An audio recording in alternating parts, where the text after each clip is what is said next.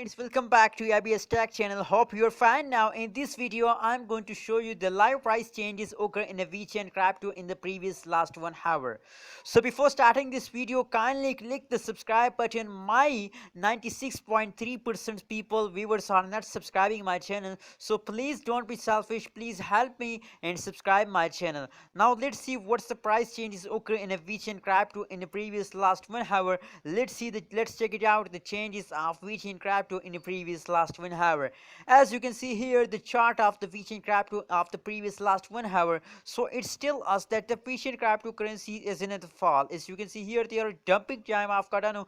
Today is approximately today Vechain falls down today, as all day they are falling down, I think. As you can see here, if you check it out my latest video, so and these videos I said about the Vechain falling down, why they are falling down, and very badly and very absolutely Vechain holders lost everything. And this day, as you can see here, it's a really bad news for all Vechain holders. I'm sorry for this, but today is a bad day of all Vechain holders. As you can see here, the changes as negative 1.38% changes occur in the last 1 hour.